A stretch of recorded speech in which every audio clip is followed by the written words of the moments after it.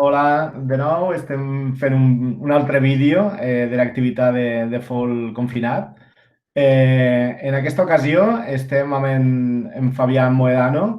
Ell és el president del Consell Català de la Formació Professional i doncs, en aquesta ocasió, en principi, és l'últim vídeo d'aquesta sèrie. Llavors, és interessant saber la seva opinió perquè una mica està a cavall entre el treball i el que serien els cicles formatius. Benvingut, Fabián, moltíssimes gràcies per estar aquí amb nosaltres. Doncs moltes gràcies per haver-me convidat i és un plaer ser l'últim d'aquesta magnífica iniciativa. A mi sempre m'han dit que els profes de formació professional sou espectaculars, però cada dia que passa em sorpreneu més positivament i la veritat és que és un privilegi segurament pels teus alumnes tenir-te com a professor. Carai, moltes gràcies. Ja podem donar per acabada l'entrevista.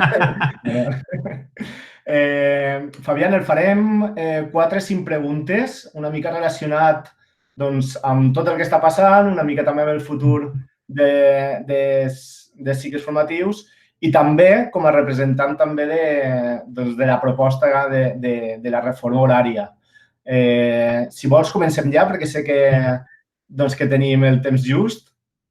Una de les primeres preguntes és una mica relacionat amb la situació que estem passant, no? I un dels conceptes que donem en FOL, que és el tema del teletreball.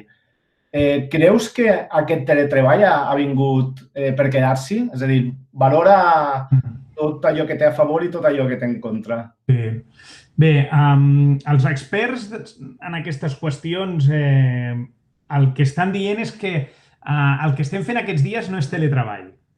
El que sí és cert és que s'estan creant les condicions positives, els camins, s'estan trencant les barreres, s'estan fent possibles allò que fa poc més de 2 mesos era impossible perquè es donin les condicions objectives perquè es pugui fer teletreball. Ara el que estem fent és una presencialitat en remot. Ens connectem a les 9 del matí i acabem a les 9 del vespre. O sigui, no hi ha unes condicions en les que la gent pot treballar de manera flexible, de manera, decidint sobre el seu propi temps i per tant, tots els beneficis en el que fa referència a la llibertat organitzativa no hi són. Però, a més, és que les llars estan plenes d'infants i d'adolescents i d'una convivència, per tant, és una doble responsabilitat simultània i, per tant, això dificulta la concentració i dificulta un dels grans objectius del teletreball, que és millorar la productivitat. Òbviament, hi ha una part que és fantàstica, com es llegeix a les notícies, evitar desplaçaments presencials ha permès una reducció considerable de la contaminació. Les entrades a Barcelona i a les grans ciutats en general s'ha vist millorada i, per tant, això té uns avantatges sobre l'Agenda 2030 i tot això és esperançador, però ara el que hem de veure és quan tornem a la realitat, a la nova normalitat que se'n parla, què queda de tot això. I el que ens agradaria, els que portem molts anys reivindicant, és uns horaris molt més flexibles, una millor confiança, un canvi de relació entre empleador i treballador perquè aquesta confiança permeti una llibertat de moviment, una llibertat d'acció, un treball per objectius i, per tant, que la feina pugui ser avaluable i que no sigui només l'horari el que ens marqui, sinó que sigui el rendiment. I això ens portarà que el teletreball serà. El teletreball no és en si una finalitat d'una empresa, sinó el teletreball ha de ser una eina d'una empresa que el que persegueix són dues coses, qualsevol organització.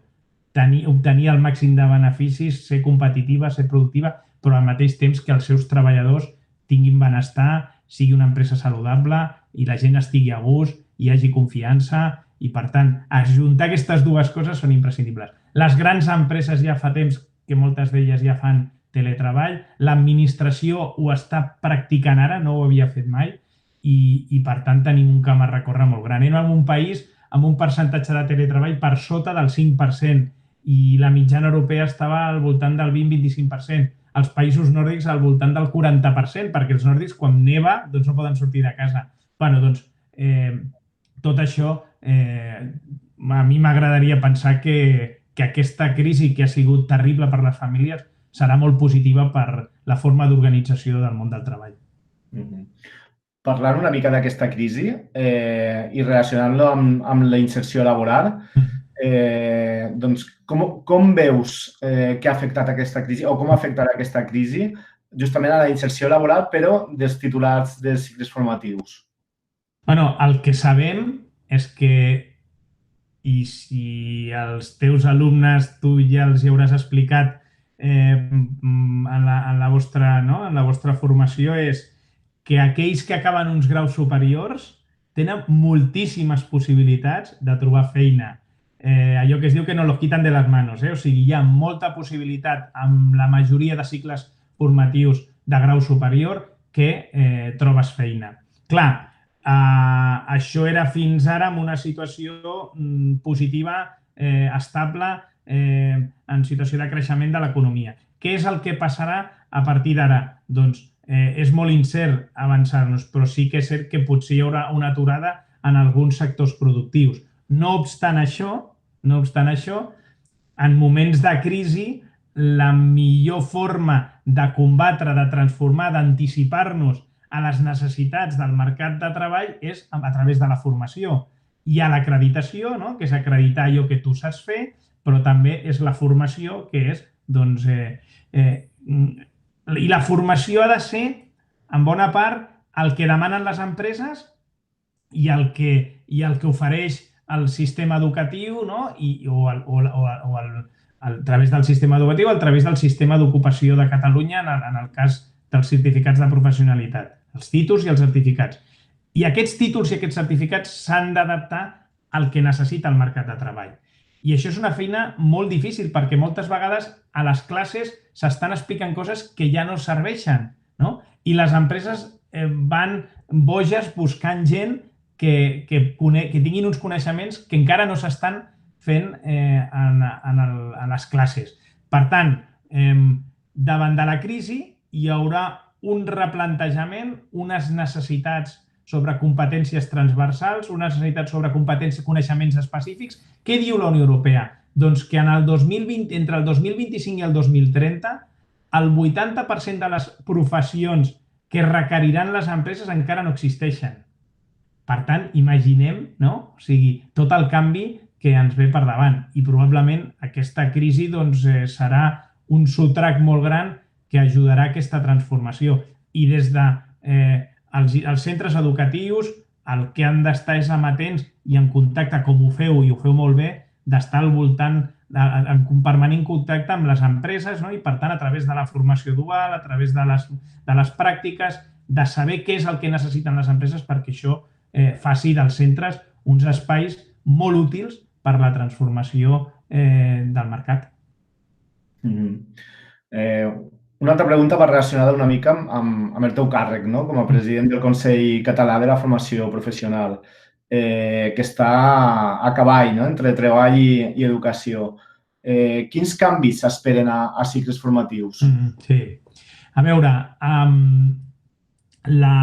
la meva feina, jo soc una mica com el mossèn de la formació professional, O sigui, hi ha la formació professional del sistema educatiu, que són els cicles formatius, hi ha la formació professional que fa referència als certificats de professionalitat, que són aquella formació que es pot fer a través del Servei d'Ocupació de Catalunya i tots els centres formatius que hi tenen escrit. I després hi ha tota la formació contínua, és a dir, tota aquella formació que es fa a les empreses per reciclar-se, i aquests són els 3 tipus de formació. La meva feina és que tot això estigui integrat i que per tant, tingui una coherència. Moltes vegades hi ha nois i noies o hi ha persones majors de 45 o dones o el que sigui, qualsevol perfil del que sigui al llarg de la vida, que pensen que s'han de tornar a formar o que han de formar-se per primera vegada o que han treballat durant molts anys però no té cap paper que acrediti allò que han fet. Tot això necessita una coherència, perquè moltes vegades tenim un punt d'informació i orientació, tenim una oficina de l'Ajuntament, tenim l'oficina de treball de la Generalitat, tenim el centre, l'institut. Hi ha un munt de finestres a les que ens podem adreçar i moltes cadascuna fa unes polítiques que no necessàriament estan totes harmonitzades i, per tant, doncs, es perden recursos, es perden esforços. Quina és la meva feina? Doncs que tot això, no? Per això faig allò, tingui una coherència molt gran. Llavors, això no ho fem en base a una llei que es va aprovar el 2015 al Parlament de Catalunya, que és la Llei de Formació i Qualificació Professionals. Aquesta llei va ser aprovada pel 90% del Parlament. I des del 2015 fins al 2020 doncs no s'han fet moltes coses que diríem.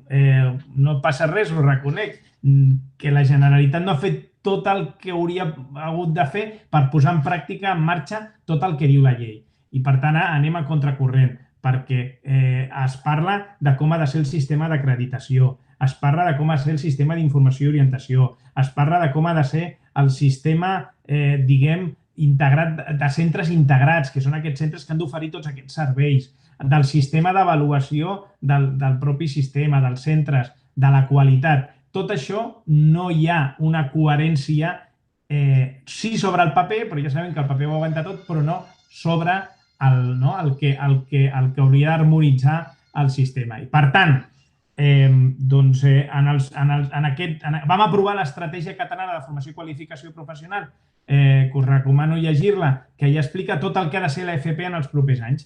I amb això estem, doncs, amb molta expectativa de poder crear l'agència pública de l'FP, que ens ajudarà a que tot això s'integri i tingui una coherència necessària.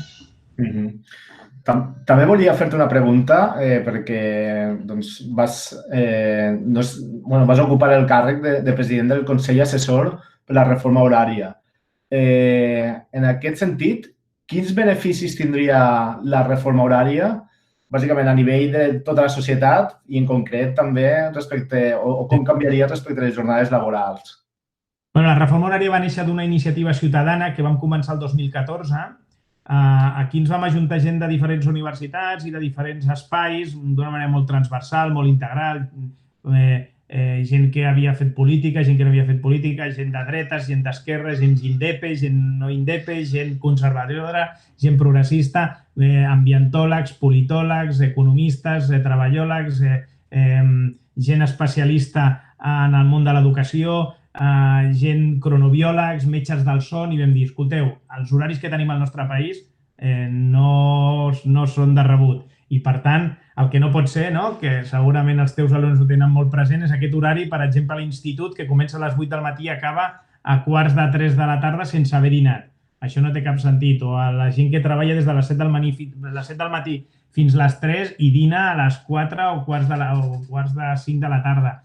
O que a les 11 de la nit és quan ens posem a veure la tele. O com pot ser que el comerç sigui el que més obre amb més hores màximes d'obertura des de les 8 del matí fins a les 9 o 10 del vespre.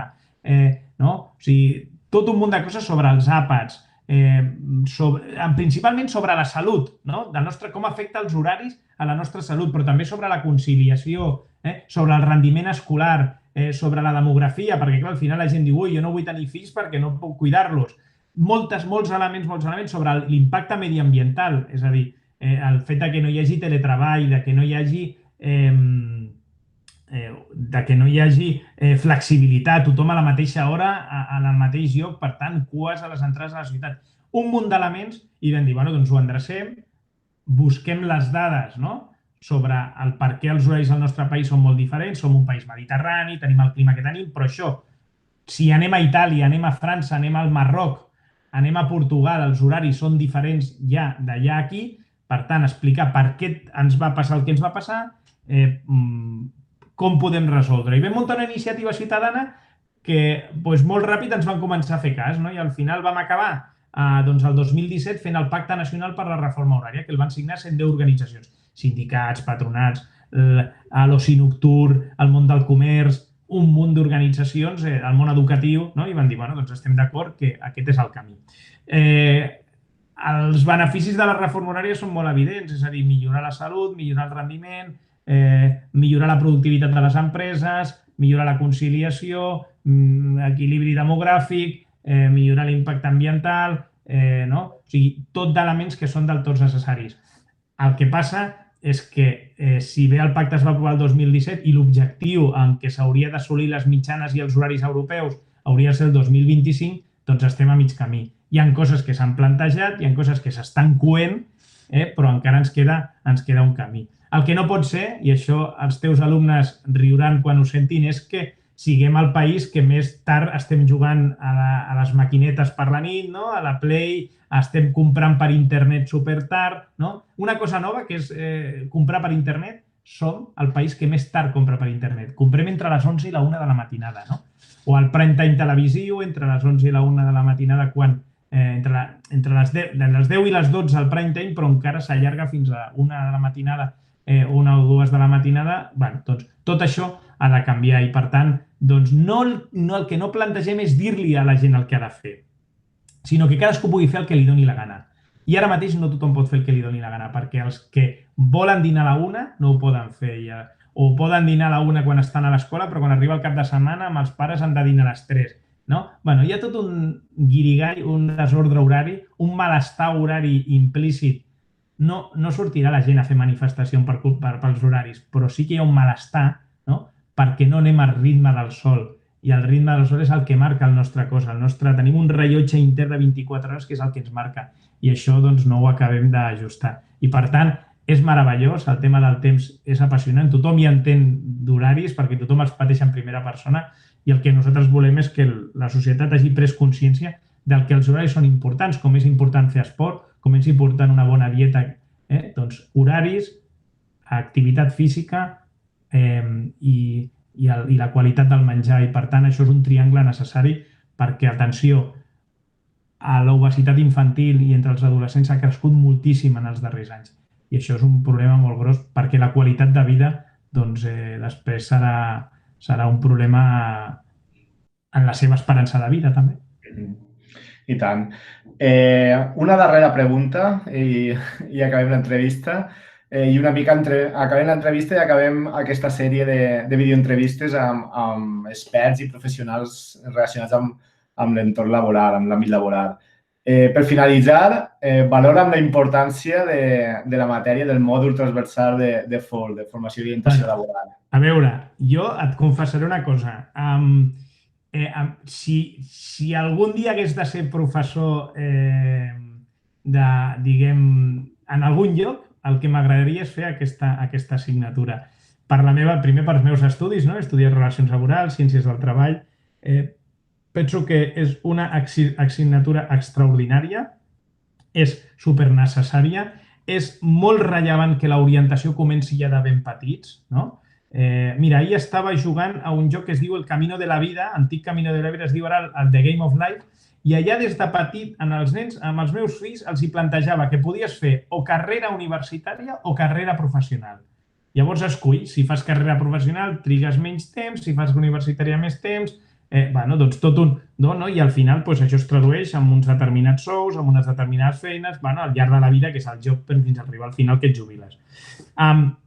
Això que és una tonteria, que és que els nens ja entenguin que hi ha dos camins, que és el professional, que a més són complementaris, perquè més endavant en el joc et permet complementar els estudis i continuant-te formant, és a dir, la formació al llarg de la vida, això és molt rellevant. A la feina que vosaltres feu d'aquest acompanyament és supernecessari, perquè moltes vegades, i això ens ha passat, a mi que vaig ser adolescent jove amb la crisi dels anys 90, no saps ben bé per què serveixes a la vida o quina ha de ser la teva vocació, no? I, per tant, és superfonamental que hi hagi unes metodologies, que hi hagi una descoberta, diguem, d'allò que un mateix pot aportar a la societat, li pot interessar i pot fer una dedicació molt rellevant, perquè al final el treball és molt de temps al llarg de la vida, és molt de temps al llarg de la jornada laboral, diguem, de les 24 hores, la jornada laboral ocupa molt de temps i, per tant, en aquest sentit, és molt rellevant. L'orientació no només pot ser informació, perquè per informació els nostres adolescents saben buscar-la a internet, posen vull estudiar automoció i ja saben on trobar-ho. No, l'orientació és aquell treball d'acompanyament, no? D'intentar fer més preguntes, d'anar per davant perquè cadascú pugui descobrir. Per tant, totes les hores del món per la formació i orientació laboral, totes les... o sigui, la dedicació en trobar les eines perquè això sigui possible i des de nosaltres, des del Govern de la Generalitat, perquè la vostra feina sigui més útil i perquè la ciutadania en general, però en particular els adolescents, els teus alumnes, doncs això ho puguin fer millor, cal que tot això estigui molt ben sistematitzat, el que dèiem, una finestra única i un estil que el missatge que tu els hi estàs donant ara, que ells estan rebent, quan tinguin 45 anys, quan tinguin 55 anys, quan tinguin 35 i s'hagin de tornar a formar, s'hagin de reciclar, recordin allò que tu els hi vas dir, per tant sigui un missatge, un estil d'acompanyament al llarg de la vida. I això és fonamental, no? Per reacreditar-te, per reformar-te,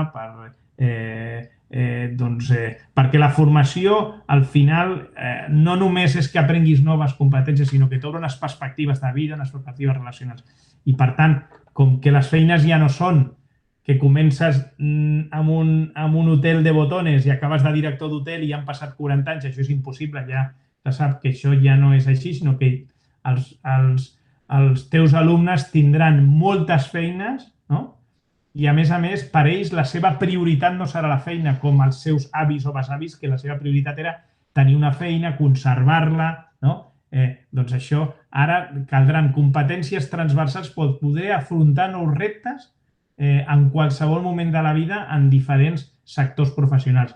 I això doncs, requereix sobretot d'una formació sòlida humanística i d'una formació sòlida, diguem, de treball en equip, d'afrontar la pressió, de poder resoldre problemes, i això no s'aprèn només davant d'una, diguem, amb l'aprenentatge a classe, sinó s'aprèn tenir una visió global, participant activament a la teva comunitat, l'associacionisme, prenent partit per les coses que passen. Moltes d'aquestes competències no s'aprenen a l'escola i això és el que tu segurament els intentes explicar, no? Que han de tenir una mirada àmplia sobre el que passa a la societat i saber interpretar-la, perquè d'aquesta manera ells podran fer una aportació de valor que és necessària, perquè, òbviament, doncs el futur és d'ells. Sí, doncs justament és això, amb aquests vídeos, amb aquesta sèrie de vídeos, hem intentat obrir-se a veure totes les opinions i veure tota la societat i tot el món laboral en el seu conjunt. Moltíssimes gràcies, Fabián, per estar amb nosaltres. Molt bé, doncs mira, jo ara me'n vaig, que tinc una reunió amb el secretari general del Joaquim Nieto de l'Organització Internacional del Treball, que és l'organització tripartita on estan els governs, on estan els sindicats i les patronals, diguem, les empreses. I, per tant, és un espai superinteressant d'interlocució i anem a parlar sobre el món del treball i el seu futur en aquest context. Per tant, doncs, un plaer haver estat amb vosaltres, poder cloure aquest cicle i, escolta'm, que aquesta iniciativa no es perdi aquí, que continueu fent aquest tipus de formació i acompanyament i buscar les vies possibles perquè els nostres adolescents s'interessin per al seu futur d'una manera coherent i conseqüent. Perfecte. Doncs moltíssimes gràcies, Fabián, per la teva intervenció. Fins ara. Adéu.